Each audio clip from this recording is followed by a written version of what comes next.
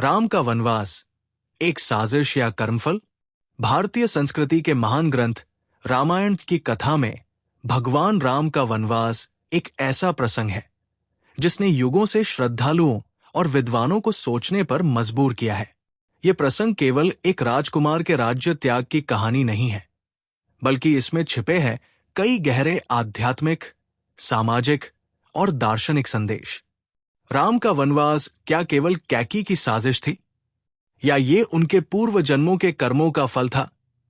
आइए इस रहस्य को समझने का प्रयास करें, पौराणिक, आध्यात्मिक और न्यायिक दृष्टिकोण से।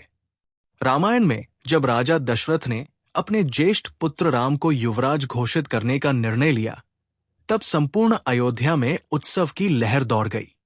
परंतु तभी महारानी कैकी को मंथरा नामक दासी द्वारा उकसाया गया कि यदि राम राजा बनेंगे तो भरत का भविष्य अंधकारमय हो जाएगा।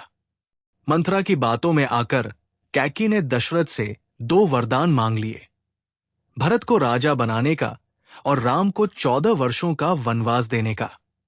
यह सुनकर राजा दशरथ मूक हो गए और राम ने सहज भाव से वनवास स्वीकार कर लिया।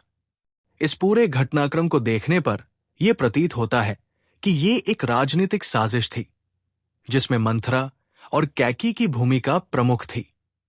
मंथरा को भय था कि राम के राजा बनने से भरत का प्रभाव खत्म हो जाएगा, और उसने कैकी की मातृत्व भावना को भड़का दिया।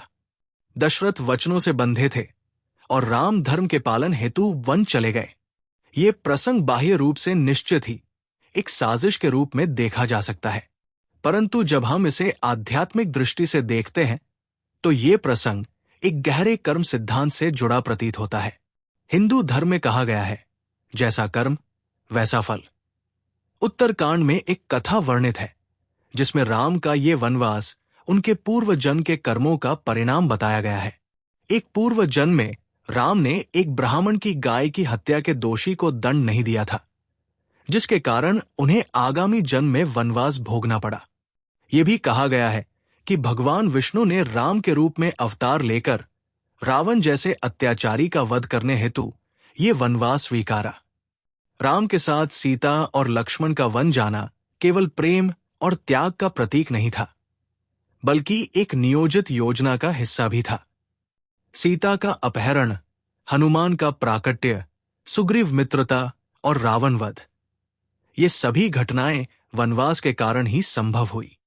रावण को कोई देवता नहीं मार सकता था, केवल मनुष्य ही उसका वध कर सकता था।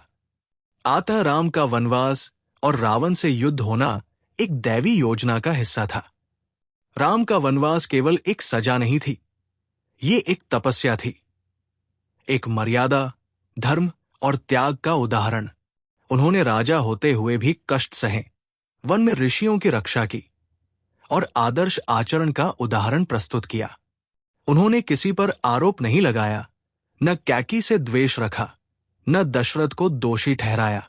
उनका कथन था, पिता की आज्ञा ही मेरा धर्म है। राम का वनवास समाज को यह सिखाता है कि सत्ता और लोभ अंधा कर सकता है, जैसा कैकी के साथ हुआ, लेकिन धर्म का मार्ग अपनाने वाला व्यक्ति सच्चे अर्थों में विजयी होता है। भरत ने भी कैकी की साजिश को नकारते हुए राम की खड़ाऊ को राजगद्दी पर स्थापित किया और स्वयं वनवासी जीवन बिताया। इससे यह स्पष्ट होता है कि यह केवल साजिश नहीं थी, बल्कि एक दैवी योजना का हिस्सा भी थी। अंततः राम का वनवास एक ऐसा प्रसंग है जो साजिश, कर्मफल और दैवी योजना तीनों का अद्भुत संगम है। यह हमें सिखाता है कि जीवन में चाहे कितनी भी कठिनाइयां आएं, यदि हमारा मार्ग सत्य, धर्म और त्याग का हो, तो अंततः विजय हमारी ही होती है।